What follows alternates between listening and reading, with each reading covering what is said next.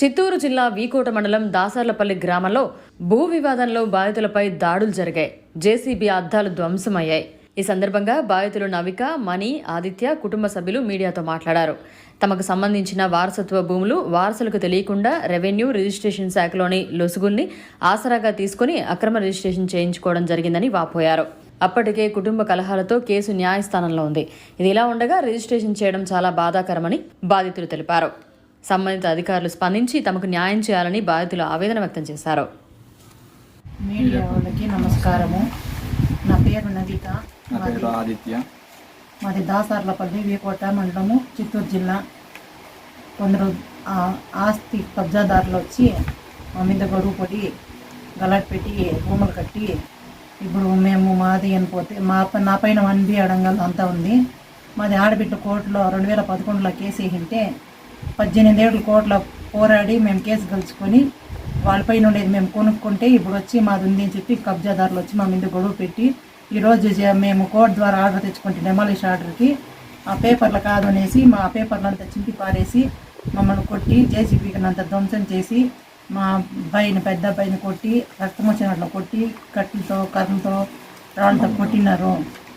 మాకు న్యాయం మా పోలీస్ స్టేషన్కి పోతే కూడా మాకు న్యాయం జరగలేదు. ఇంతకు ముందరే గొడవకు వచ్చినప్పుడు కొట్టి నేను 3 రోజులు మెడికల్ స్టోర్ కాలేజీలో ఉంటే కూడా కంప్లైంట్ ఇస్తే కూడా తీసుకోలేదు. వాళ్ళు కూర్చొని చెట్లు చేసుకోకుండా అంటారు కానీ మా కేసు మాత్రం తీసుకోలేదు. వాళ్ళు కంప్లైంట్ పెడితే మాత్రం కేసు తీసుకొని మా పెద్ద అబ్బాయి ఆదిత్యని నన్ను మా ఇంటి ముగ్గురు పైన కేసు బుక్ చేసినారు, క్రిమినల్ కేసు మీద.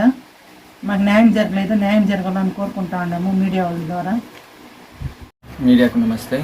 నా పేరు ఆదిత్య, మా అమ్మ నవికమ్మ, మాది దాసర్లపల్లి గ్రామం, వీకోట మండలం, చిత్తూరు జిల్లా, ఆంధ్రప్రదేశ్.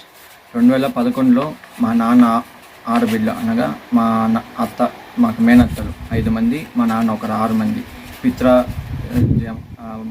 భూమి కావాలని చెప్పి 2011లో కోర్టులో కేసు వేసినారు. అప్పటి నుంచి 2023 దాకా కోర్టులోనే జరిగింది. 2023లో ఫైనల్ జడ్జిమెంట్ వచ్చింది. అంటే మొత్తం అంతమందికి మాకున్న భూమి మొత్తము భాగాలు చేసి 6 మందికి భాగాలు చేసి ఇచ్చినాడు. కానీ ఈ మధ్యలో 2011, 2012లో టీవీ రాధాకృష్ణప్ప అని ఆయన 2011లో, ఎంవి మహేష్ బాబు రెడ్డి అని ఆయన 2012లో ఇంజక్షన్ ఆర్డర్ ఉండగా ఆయన కూడా కోర్టులో సబ్ రిజిస్టర్ ఆఫీస్లో, ఎంఆర్ఓ ఆఫీస్లో అది మేనేజ్ చేసి వాళ్ళపైన రిజిస్టర్ చేయించుకున్నారు అక్రమంగా. ఇది ఇన్ని రోజులు బయటికి రానియకుండా ఆపుకొని ఇప్పుడు రీసెంట్గా మాకు ఫైనల్ జడ్జిమెంట్ వచ్చి కోర్టు వచ్చి మాకు చేయించింది, మేము గెలుచుకున్నాము. దానివల్ల వాళ్ళు వచ్చి దౌర్జన్యం చేసి మా భూమిని కబ్జా చేసి మేము వెళ్తే కొట్టి, రాళ్ళతో కొట్టి, కట్టెలతో కొట్టి, నిన్న సర్వేర్ కూడా వచ్చినారు కొలవడానికి. ఆయన ముందరే రాళ్ళతో కొట్టడానికి వచ్చినారు కొలనివ్వకుండా. చాలా దౌర్జన్యం చేస్తున్నారు. ఈ మీడియా ద్వారా మాకు న్యాయం జరగాలని కోరుకుంటున్నాం. మరిన్ని అప్డేట్స్ కోసం మన HN9 టీవీ ఛానల్ని సబ్స్క్రైబ్ చేసుకోండి.